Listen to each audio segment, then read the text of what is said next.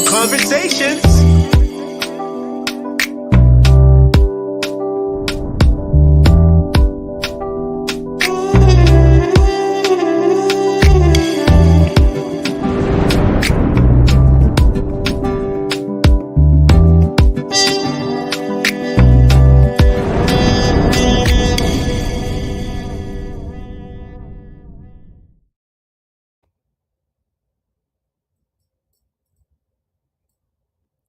Good evening, and welcome to Strong Conversations with Carolyn Strong. I am not Carolyn Strong. My name is Tamara Winfrey Harris, and I am your moderator for this evening's conversation.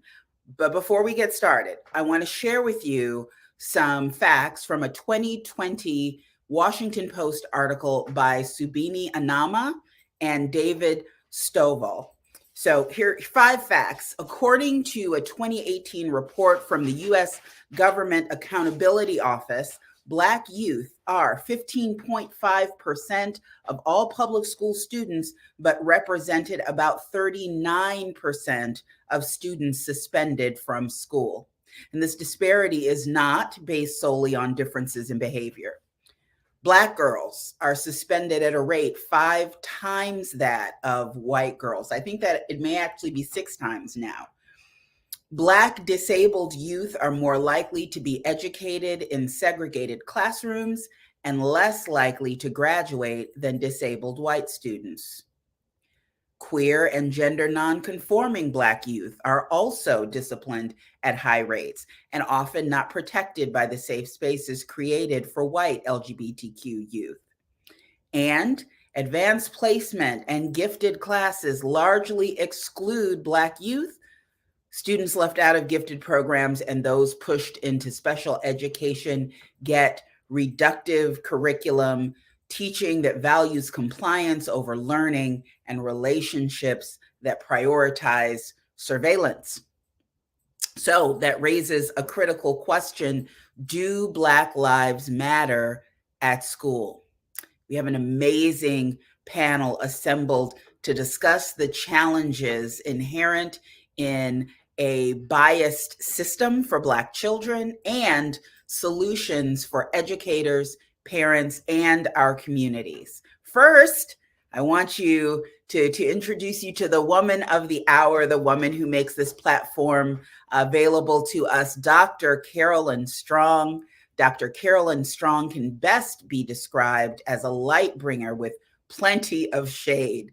The firebrand for the culture is an educator with more than 15 years of experience working in urban education. Passionate about educational equity and rewriting society's often inaccurate narrative of Black women and girls, Dr. Strong strives to empower administrators, teachers, and students to exemplify these values on a daily basis. Dr. Strong holds master's degrees in both curriculum and educational leadership and a PhD in curriculum and social inquiry. Her dissertation, entitled Black Girls Matter, ?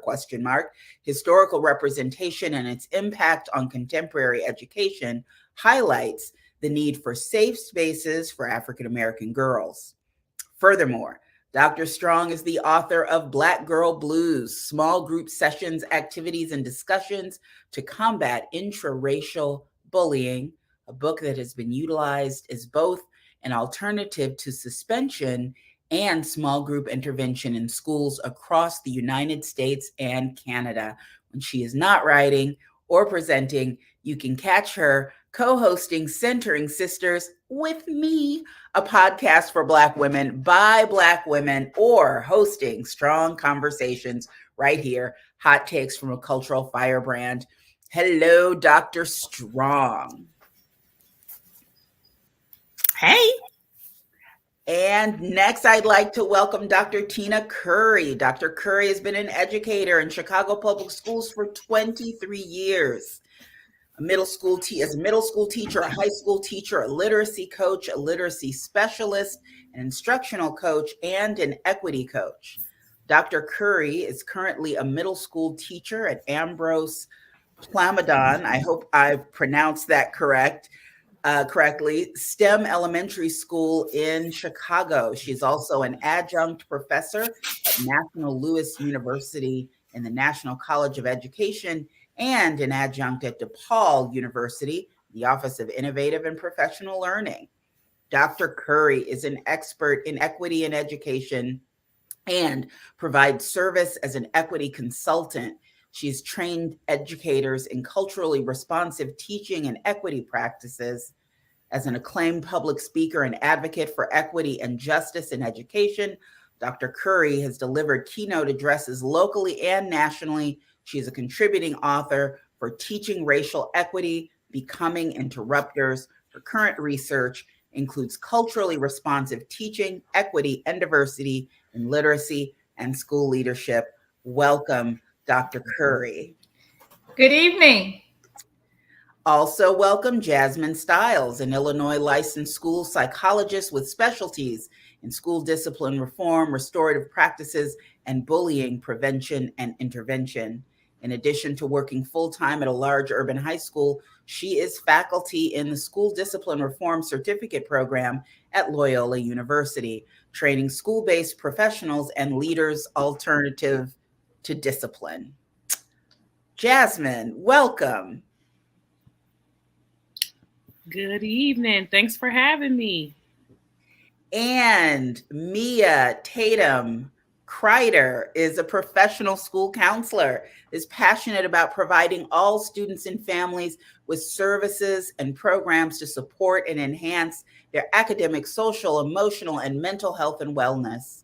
As educational inequities are not inevitable, she utilizes her voice to advocate for all students and families.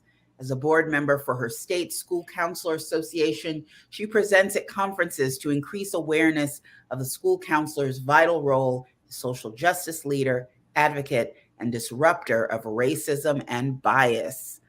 Mia has been a school counselor for 10 years and previously taught physical education and health education for 5 years.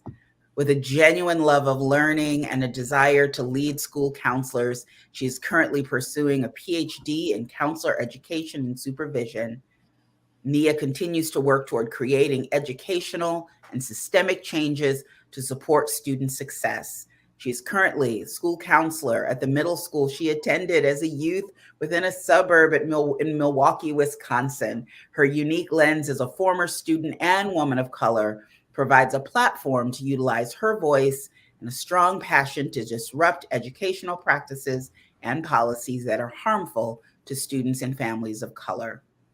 A message of hope she shares with students and families. It is possible and it will be worth it. We must remember that through our struggles, we can find strength. Stay hopeful. Welcome, Mia. And last but certainly not least, Dewan McNair Lee. Dewan began her teaching career as a third grade teacher at the Capitol Hill Cluster School in Washington, D.C. While teaching third grade, a principal noted her success in delivering language arts instruction and suggested she move to the middle school campus to teach English language arts. Since then, she spent the last 18 years as a reading English arts teacher, journalism teacher, school-wide enrichment model coordinator, adjunct professor, and reading and writing specialist in various school communities in the District of Columbia and Prince George's County, Maryland. Her career has been punctuated by acknowledgement of her effective teaching. During her first year of teaching, she was nominated for a district-wide First Year Teacher Award. She is also the recipient of the prestigious David Rubenstein Award for highly effective teaching. She's also served as a grade level team leader, content area team lead, student teaching cooperating teacher, and program administrator of accelerated education programs at the elementary and middle school levels. She has also taught at the collegiate level at both Howard University and Trinity Washington University. She is currently a doctoral candidate at the George Washington University in curriculum and instruction with a specific interest in the various factors involved in the retention of Black women teachers. Welcome, Dewan. Hi, everybody. And welcome, panel. I mean, as you could hear, we have a stellar group of educators right here. And so I want to ask what I hope is an easy question. I don't want to make any assumptions. Do Black lives matter at school? Yes or no? Round robin. Dr. Strong? Okay, you're on mute, but your face told me what I needed to know. Dr. Curry? I have data that says they don't. Jasmine? Ms. Stiles? My short answer, I would say, do we matter? In a sense, yes. Valued, no. But we are necessary in some spaces. That's my short answer. Ms. Tatum? Well, I wanted to say what I would like to say, but I want to say in my heart, I want to say yes, but collectively, I'm not sure if it's on everybody's non-negotiable. And Ms. McNair Lee? I would love to say yes, but I would have to say when we look around, the answer would be no. So I'd love to have some of you expound on that. And I'm going to start with you, Dr. Strong, because your face said 1,000 words. So why that skeptical face? Why halfway through decade 4, I'm still working on my face. I think that when you've been in these spaces for as long as I have, there are some things that you shouldn't have to fight for. And the fact that when you're in predominantly Black school spaces, you're fighting for the simplest of things that you would think would be just givens. You couldn't possibly, like, why am I fighting for things like the kids' right to go to the bathroom? Like, why am I fighting for basic human rights almost? So that was one of the things that sparked this panel discussion for me. I believe I was having a conversation with Dr. Curry, and the idea for this came out, and the question became like, we're dealing with COVID and everybody's fighting to get schools back to normal, and nobody's acknowledging the fact that for a lot of our kids, normal sucked. So what are we going to do to fix that? But I'm going to shut up now. So I'm going to ask Dr. Curry, because you said I have data that proves that they don't. And so for anyone watching this who is skeptical and who doubts that Black lives do not matter at school, what data would you offer them? Actually, it's the data that you just read, and anybody who's been in education for even just a few months probably has access to that data as well. We wouldn't have the outcomes that we have if Black lives mattered at school. I was just talking to a really close friend of mine, and he was sharing with me a video of a little Black girl being handcuffed by police because she just had a little temper tantrum. She may have been 6 or 7 years old.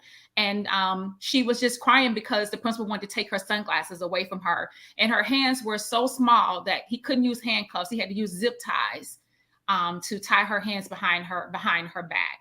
And I just remember just thinking, like, I wonder if that would have happened had she been a different skin color, if she had blue eyes and blonde hair, would that have happened to her? And then the school to prison pipeline, how schools criminalize Black girls.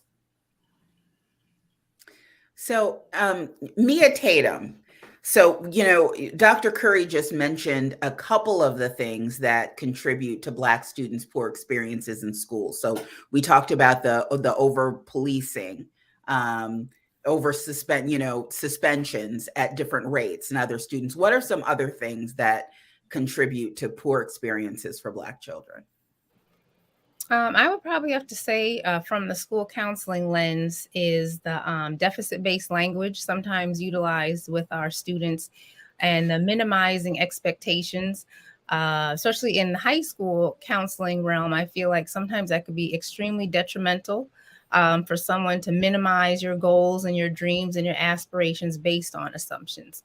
And also just people not wanting to own their implicit bias and the microaggressions that our students have had to endure for years. And just them not understanding or wanting to probably come in with a colorblind perspective. I think that also impacts our students a lot. We cannot be colorblind because that means you don't see me, you don't see my experiences, and you don't kind of value or appreciate me as a person. So, that's interesting. Some of those things, like the idea of color blindness, is a problem that often happens with non-Black educators. So somebody tell me, DeJuan, Jasmine, so are you saying that, in our many Black schools with mostly Black students and Black instructors, are the outcomes better? Because we often hear that if only we could return to segregation, as if we left it, things would be better. Well, thank you so much for calling me to the plate on this one. I often say that Black folk, when we are indoctrinated in white supremacist systems, we often will function in white supremacist ways and will function as tools of white supremacy. And having been through schools that are largely set up for white folk, for the benefit of white folk, and being one of the Black folk that was successful as a fluke, as a cog in the wheel, it gives us this perception that the system worked for us, so why shouldn't it work for everyone else? And my personal story is exactly that. For my first few years of teaching, I was in a tizzy because I didn't understand. I did great in school. How come you cannot? And I did not understand that I was not supposed to do well. The system was not designed for me. And when teachers had that belief that everybody's supposed to do well in this system and that the system itself is fine and the children are the deficit, Black folk can believe that too, because we can be tools of white supremacy. So yes, Black teachers are effective, but only if those Black teachers are working for the benefit of Black students and recognizing, calling out their own biases and white supremacy.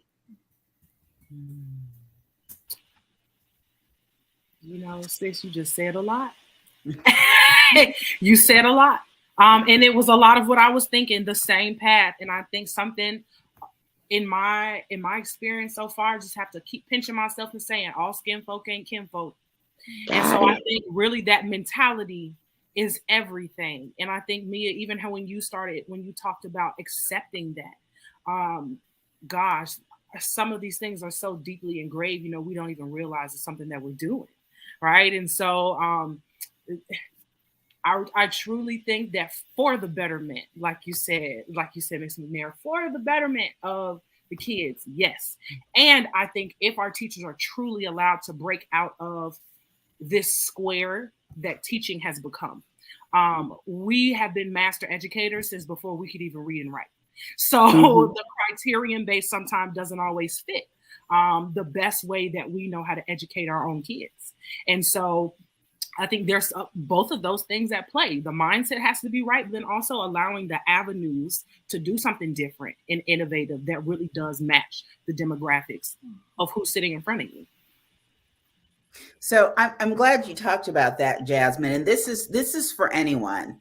So if you could, if you educators on the screen right now, the five of you, were co-creating a school and a school system that actually was nurturing and positive for Black students, what would that look like? What would be the criteria for a system that worked better for our children? I want to go ahead. Oh, I'm sorry, Ms. Jasmine. I spoke over you. School counselors and school social workers, and I think some true, just intentional money put towards the mental health of our people. And maybe the school mental health model, we need to have some services available in the building so that that's not another roadblock. They can go right down the hall and see maybe the therapist or the counselor. 1,000%. And I think it's similar as I'm a school psychologist. You know, we tend to work with our social workers and our counselors a lot. And I think for me, a big piece is truly bridging that gap again between the school and the community. It really seems like though that's part of where a lot of the naivety comes in for our parents, because as educated people sometimes come in and start talking over people's heads instead of being level with them to make sure that we understand, right, that we get it. And so I've seen in my experience, there's sometimes you're met with some hesitation, right, because sometimes people think you're all of our experience hasn't been positive. All of our interactions have been positive. And that's what I like to remind people when we come across parents, for example, that come off as abrasive or they're not trusting. We tend to discount that their experience may not have been the best either. And so taking the time to really be intentional about fostering that relationship, that parent education, their inclusion in their decision making and what's happening for their kids, that would be something that I would definitely want to focus on. And having been someone who has worked closely with leaders, so I've sat in on so many interviews, and our school leaders have got to stop hiring people who don't value Black lives. We got to stop hiring people who don't love Black children. We have to increase our accountability standards, and we have to stop adopting policies that create inequities for our young people. In addition, my answer is going to be couple folded. I do want to address the question about what about the schools that don't have that available. I think the issue is that schools should have those services available. I have often said, I don't believe that any child that comes through school doors should be put into a classroom before they have an ACEs assessment, because let's just be fair, being Black in America, especially right now, automatically is giving you some ACEs and some trauma. And that's before you even get to the residual trauma or the generational trauma and the things that we're unpacking. So before you walk in the door, let's start focusing more on Maslow and getting your basic needs met before we start trying to talk about higher order thinking. And it goes back to the basics. When you walk into a classroom, day one of teacher education, they tell you can't teach a hungry child. Like, that's day one. You can't teach a hungry child. You need to do this and you need to do that. And you need to make sure that those basic needs are taken care of. But somehow the racialized trauma that happens to our children on a daily basis doesn't count as having needs met. So that's a big piece of what we need to do. The other piece is, again, creating some positive experiences, because I know, given what I do in discipline, when people when they see it's me, they pick up the phone and go, "What now?" Because most of the time when I'm calling because there's an issue. So what I try to do, and I'm not always great at it, but what I try to do is be intentional about making positive phone calls as well, to change that expectation that every time you see my number pop up, it's to tell you some more mess about your child, for lack of a better phrase. So, and I'm going to go to you, Dewan, but I just wanted to recap some of the things that we've already heard, which is, one, a supportive environment for our children would include mental health support being available on site. It would include an ACEs assessment for all, programming that bridges the gap between school and community, faculty that values Black lives, no exceptions, a school that minds the basic needs and deals with racial trauma, and an effort to create positive experiences with guardians and parents. What else, Dewan? So the Bible says that you can't put new wine in old bottles. So we had the dramatic opportunity during COVID to be able to do something creative and new and different. And instead, it was this rush back to what we had been doing. And we were hell bent on this traditional model of schooling that meant that children had to be in a building for 5 days from 8 to 3 or 7 to 2 or whatever that looked like. When in fact, we saw that there's data that there were students who were extremely successful at home, learning at home, doing their assignments on flexible schedules. We saw that there were Black children who were doing well not in school for many myriad reasons. Some of them, it just was because they don't need to be in school 5 days a week all day long. My principal and I sat down and realized that much of our school day is about warehousing students. Kids are getting what they really don't need all day long just to have them there. And my thing is, if we were to actually create schedules for students where they were able to take advantage of what was happening in their city, what was happening in their towns, but also can we create schedules for students where it's not keeping them in a building for 8 hours a day, warehousing them in ways that's ineffective? What if a student just needed to take reading, math, and social studies in a music class and they can go home?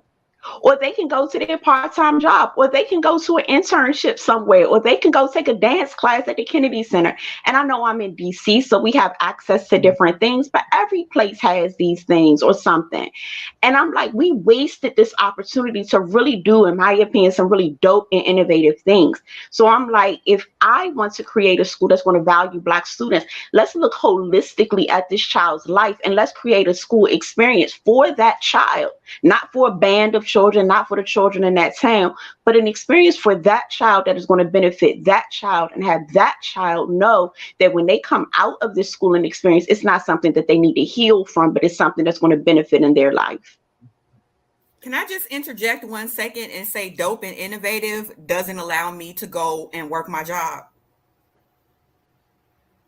Because that's what this really boils down to.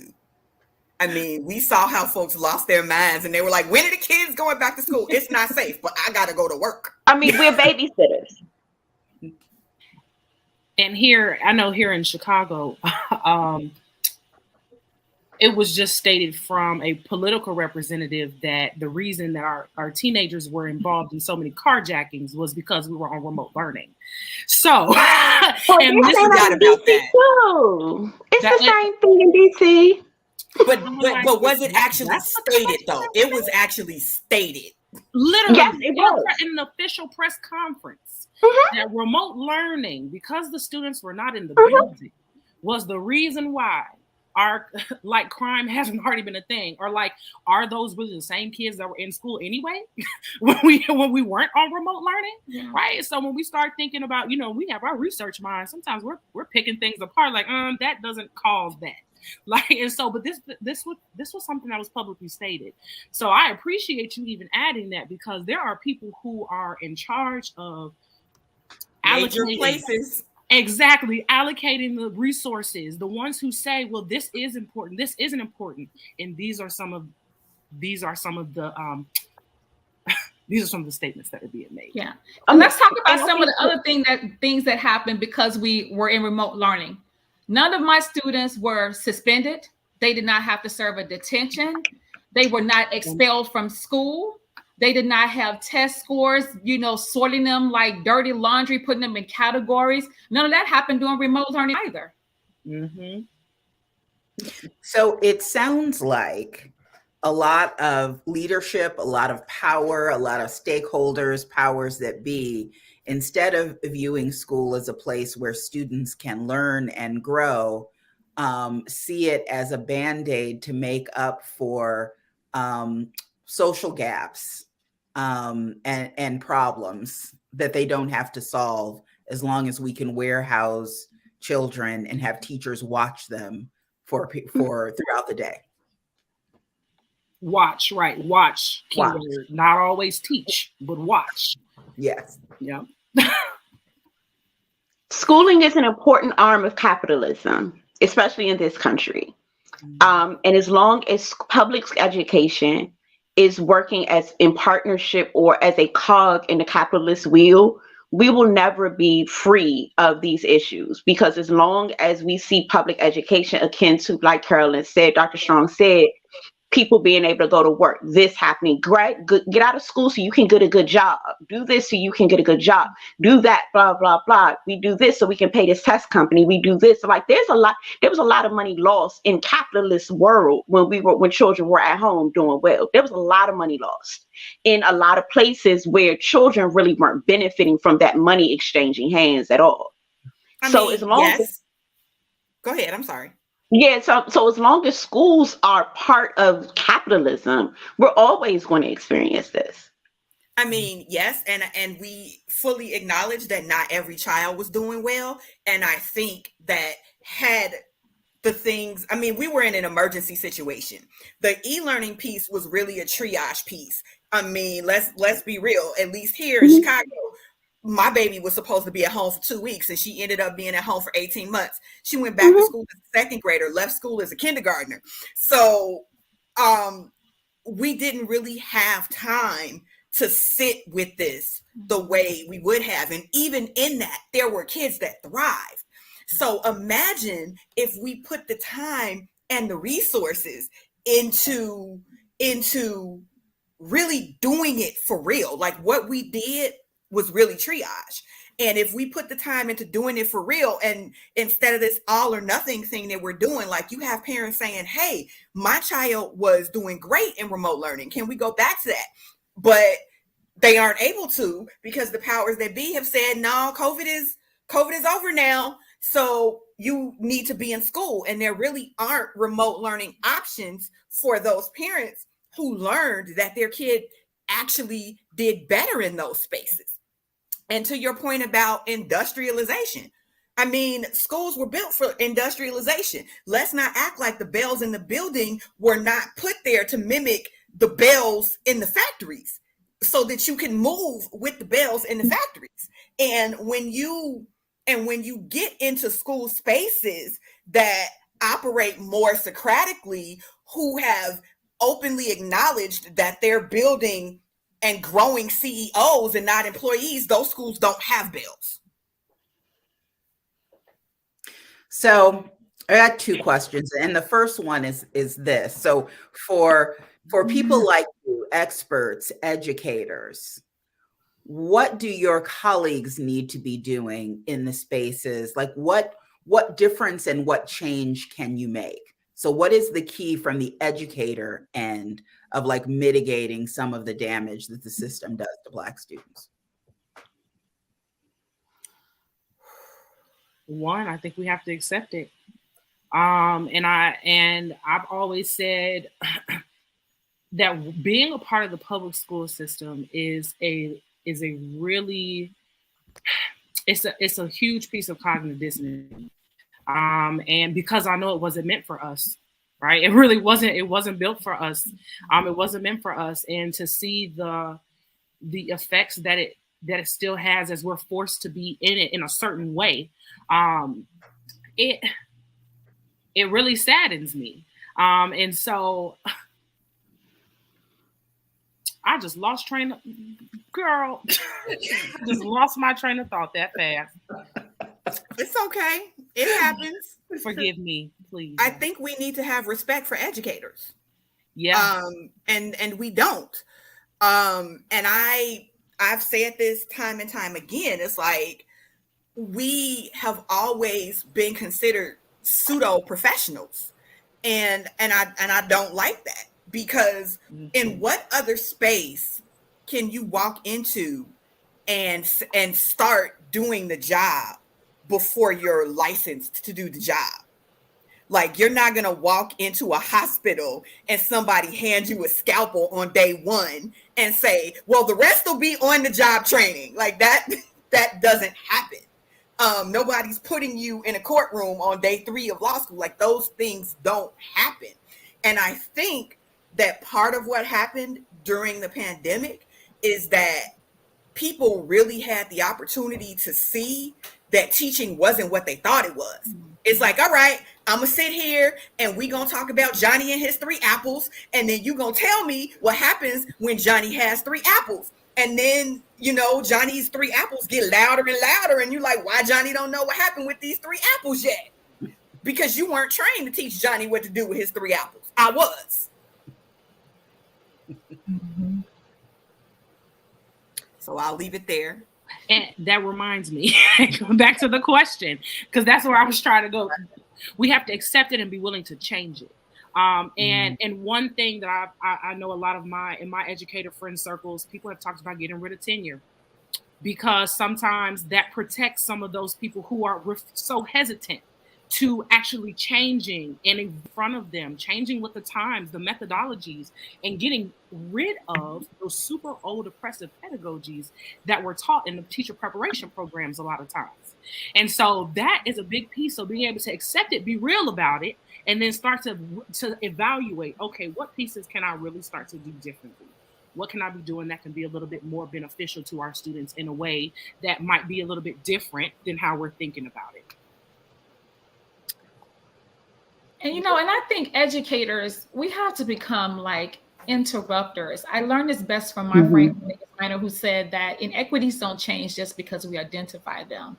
And systems don't change because we identify them. We have to like disrupt them. And I think that when we stand idly by and we see bad things happening in our buildings and to our children and we don't do anything, to me, like, you're contributing to the problem. You're maintaining the status quo. You're contributing to the status quo. So we have to like stop willingly participating in systems that don't serve our children well. And I see that happen every day. Teachers just willingly participate in things that just don't benefit children. So we got to change the way we do school. Jasmine, someone on YouTube wants to know points out that if you get rid of tenure, it's Black teachers who will be fired more often. Yeah. Now, I just brought that up as an example, and I know that can be a very complex kind of topic, but I think my main thing about that was a lot of the teachers that have, in my experience, a lot of the teachers that have had a lot of issues with students that are consistent, the administrators know, right? But what stops them from being able to really enact or enforce some things is the block of tenure. And maybe it's just the way that it's used right now. And so I really just brought that up as those sometimes who have been there for a long time. I've seen some teachers who are still using curriculum and things from the 80s and the 90s, right? So, and those are the ones that have been here for a long time. And there's nothing wrong with the tenure, but making sure it's protecting the right people, and that tenure is protection, but also still being able to evolve and change with the times. So we kind of talked about what educators should be doing, but what about the public? So what are the policies that the public should be supporting that actually make for schools that are better for our children? So, one thing, can we just call out this whole anti-CRT business? Like, y'all, nobody in a K through 12 classroom is teaching critical race theory. Let's just have that conversation first of all. So stop wasting your breath. The second thing, slavery happened. Get over it. It happened. It happened. Somebody in this country who's a descendant of those people owned some slaves at some point. And some of us who still here were probably the descendants of those slaves. It happened. It's okay to talk about it. We keep having these arguments that are silly and stupid, and it's taken away from the real conversations that we're having, that we need to be having in these school spaces. They're banning books. Why are you banning books? What secrets do you think these books have that children aren't going to find out by looking on the internet? This is dumb. So we really need to be having conversations about things that really matter in these school spaces. Are teachers getting paid enough? Do children have access to basic things going to help teaching and learning go better? Is there toilet paper in the bathroom? Is there paper towels in the bathroom? Do teachers have paper towels and pencils in their classrooms? Like, those are the real conversations we need to be having. Have we updated the curriculum and the textbooks in the last 10 years? If I walk through your classroom, how much of the rich print text did you not purchase yourself? Right. So, like, of my classroom library, how much is it that I haven't carted around over 18 years of my career? Like, let's have the real conversations, and let's let the public have the real conversations instead of falling for these straw man arguments that are really annoying and irritating at this point. Go into your students' classroom. I mean, that was the other thing. Like, virtual learning gave you the opportunity to see and hear what's happening. And so after all of that time, you come out of that, and that's what you come away with. Like, really? It's so. I have almost taken to my bed with that. Mia, what do you think? I would probably have to say that having if we're speaking district-wide, the public or the community needs to be aware of equity audits, particularly geared towards curriculum that is provided to our children, and letting the community also be involved in the curriculum that is chosen. Because if these are your children that are going to be participating in this curriculum, why not let them have a voice in what is chosen that is going to meet and fit their needs? So I think that would be also a true, real policy about equity. What does that look like in your schools? Anything else? What policies should the public be supporting? I want to chime in there too, because I think sometimes some of our policies focus on the wrong stuff. Like, I am a part of a work group right now in Illinois that through the work of a parent by the name of Ida Nelson has finally got something on the books in Illinois saying that if you receive any type of state funding for your school, you can't discriminate against natural hair. It's 2022. And we are just getting laws on the books that say you can't discriminate against Black students showing up as their authentic selves. And no one has ever been able to explain to me how those braids, that the purple hair, that afro, or that head wrap was an impediment to teaching and learning in the first place.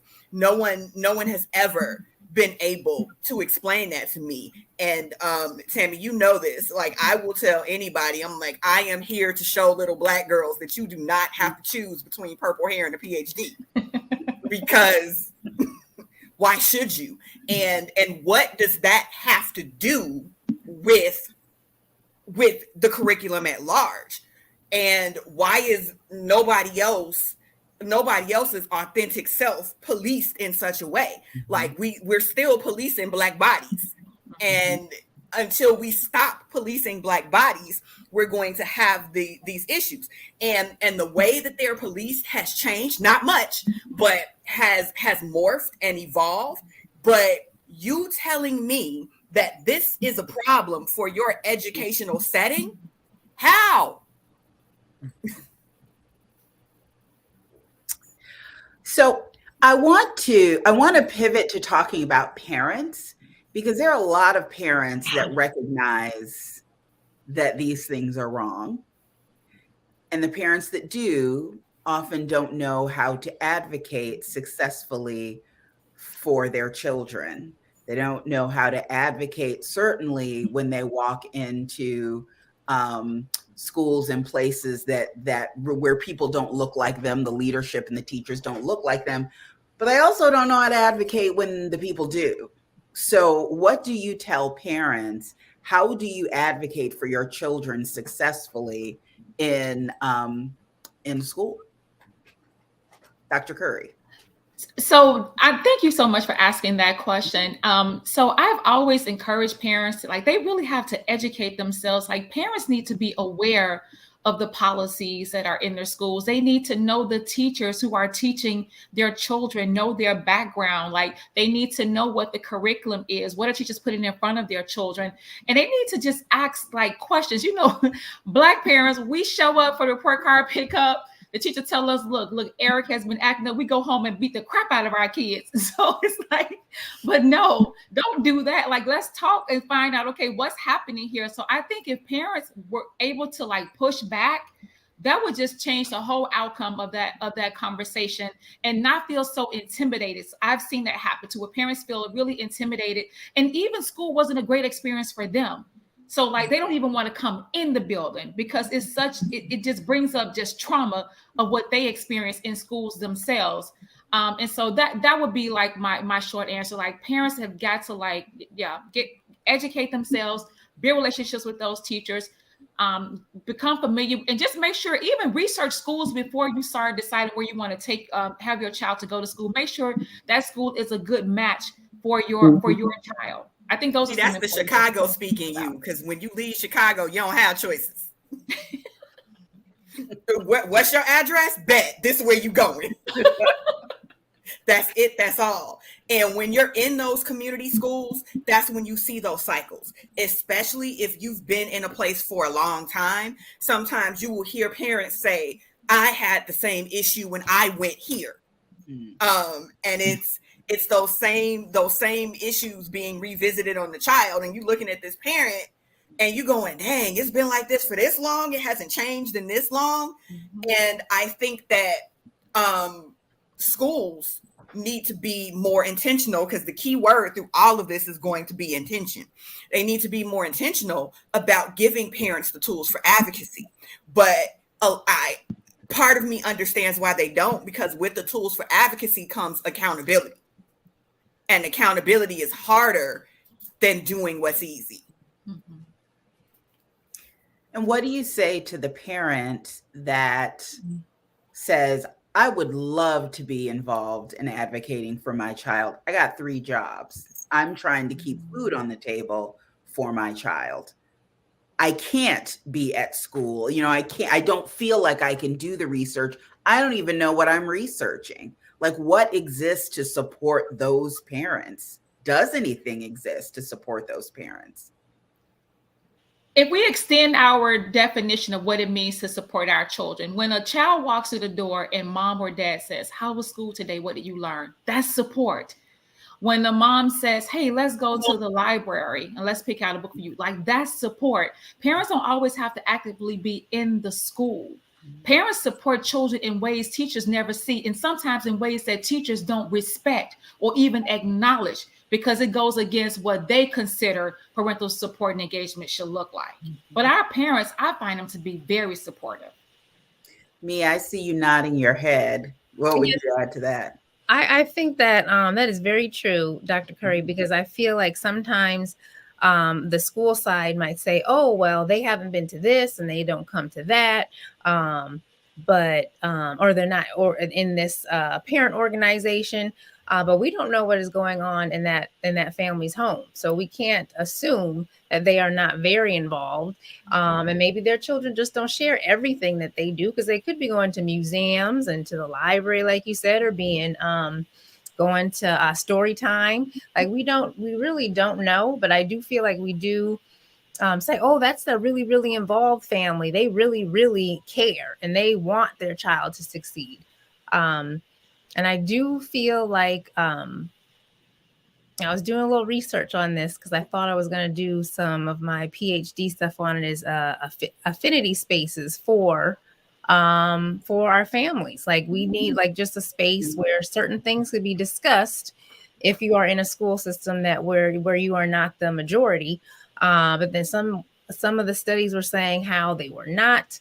There was no real research and studies that said that they're beneficial. But I think that is very impactful to have a space for other parents and families with people that look like you, maybe like-minded. We just all trying to navigate these spaces together and survive, to just get together and empower each other.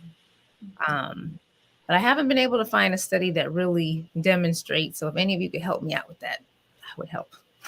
I would appreciate it. Sharon asks on YouTube, does CPS still have a PTA? Chicago Public Schools, are there still PTA? That's a good question. I'm not sure. So in my school where I just left, I was there for 6 years. We had a PAC. It was a parent advisory committee. We did have that, but that's a good question. I'm not sure.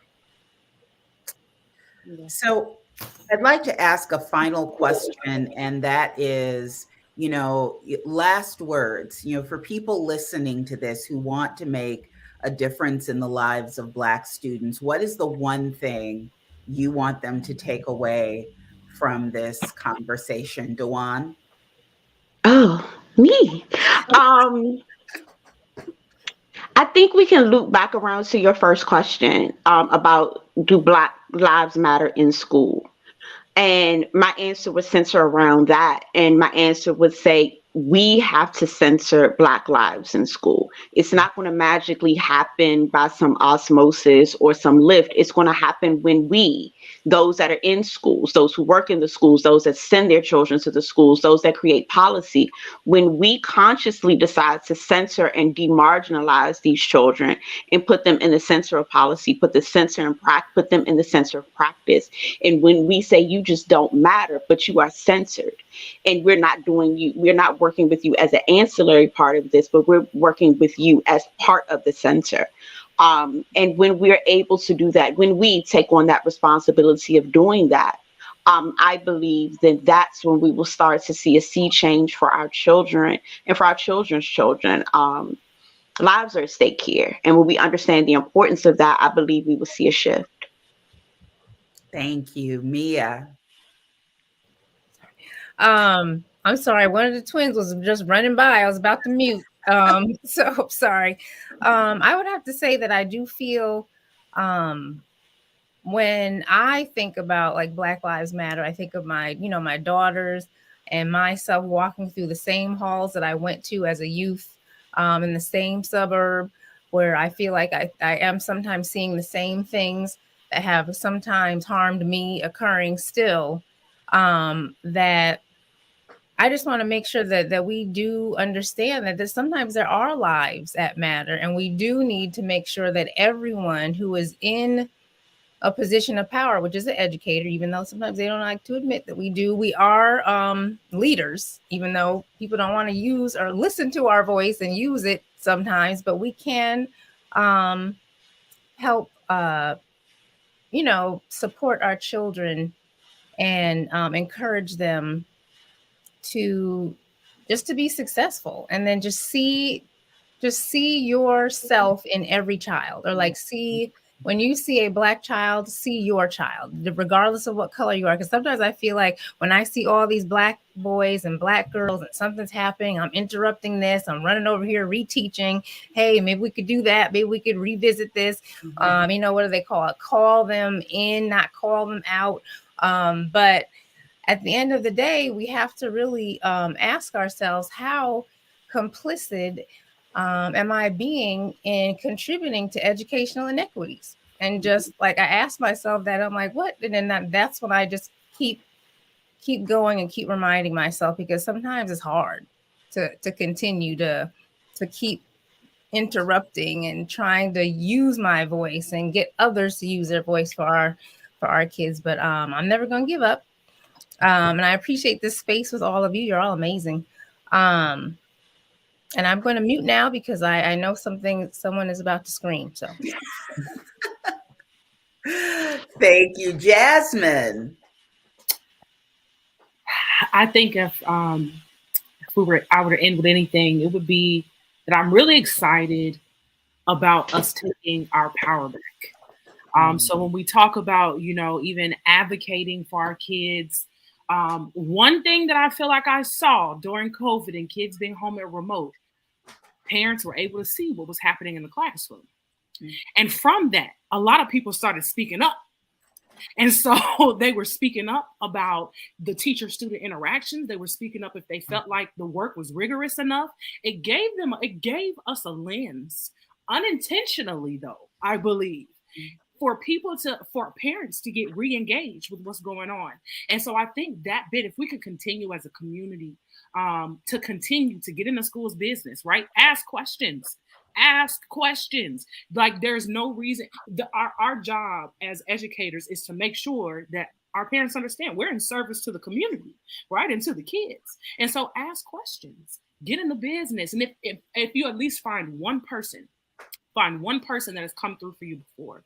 A lot of times people are so open to having conversations outside of school time, right? If they know that you're invested and they know you really want to learn and understand about something, take that power back. You parents they're experts on their own kids, and we're experts on education. And so we collaborate. and bring those two together. And I think once we realize that the power to influence the schools and what our kids are experiencing in schools really goes back to the community, goes back to the home. And that is ours to own and take over. Thank you. Dr. Curry. Hi, thank you all so much, my sisters. I would say, seek and find out about organizations that advance young Black lives and support them, donate to them, volunteer at them. I remember the Harry Potter series. My son Joshua used to read it when he was younger, and there's a time where Harry Potter's mother is killed, and right before she dies, she marks him with this mark, a sign of her love to protect him. And even though I know that's fantasy, but I do believe that every adult has the capacity to love and shield, give this love of protection to our children. I think that's our greatest superpower. So go and use your superpower to love Black children. And the face of Strong Conversations, Dr. Carolyn Strong. Oh boy. I think that I appreciate all of you for answering my call to action and coming here today to have this conversation. And I think that we've gotten some great takeaways from this. But my biggest thing is always this: if you build a house on a defective foundation, it will be tolerable, it will be livable, but it will never be stable. And I believe that that's part of what's happening here. When public education was started and enacted, Black people were not even yet considered fully human. We were still being counted as 3/5 of people when this incarnation of public education first came about. And what we've done is try and shift something for us to make it the best that we could make it for us. But it will never truly be for us until we rebuild the system and are included from the very beginning. So what we're doing now is great because this is what we have to work with. And we're going to take what we have to work with and make it the best for our students that we can. But the issue is so deeply ingrained and systemic that in order for us to be truly included, we're going to have to start over. And COVID gave us the opportunity to do that, and we just didn't take it. Always amazing, amazing, and passionate words from Dr. Strong. Before we leave, I know people who are watching are going to want to hear more from all of you. So this is your moment for shameless self-promotion. What do you have coming up? Where can people find you? Anyone? Websites, social media? Dr. Curry got a book. What's the book? Yes, Becoming Interrupters. The book is coming out in April. It is written by Steve Zerman, Katie Smith, and Tanya Perry, and I, along with two other educators, are contributing writers. But it's a book about how do we teach our young people to actually be interrupters, and how can we empower teachers to interrupt in their own buildings. And I am on Twitter at Dr. Tina Curry. So thanks so much. Give us the title. You better sell your book, Dr. Curry. Give us the title of that book again. Girl, put that in the comments. Drop that link in the comments. Okay. Jasmine, Mia, Dewan. I'm writing a dissertation. It's just nothing cute right now. But if you want to see me, if you want more of my rants, and one day I might be talking about fashion, the next day I might be talking about educational inequality in Black girls, you can follow me on Twitter at DMACLEE. That's DMacLee on Twitter. And I engage all kinds of foolishness and chicanery about education and more. Ooh, I just, as we speak, I just followed you. How about that? Yeah, I'm a hot mess.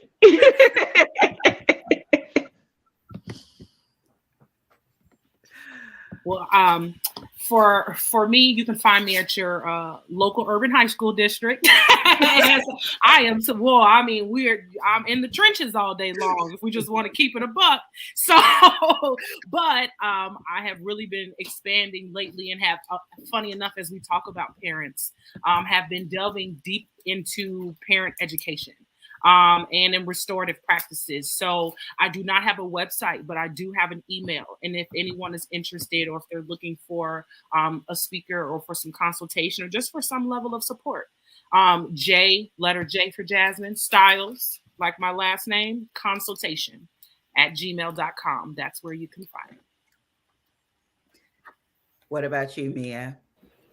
Well, I'm not, look, I feel old, but I'm not really on social media like I know I need to be, and I need to start doing some more. But I'm on LinkedIn, and I did get accepted to present 2 sessions at ASCA, the American School Counselor Association, which will have its national conference in Austin, Texas this July. So I'll be doing 2 sessions.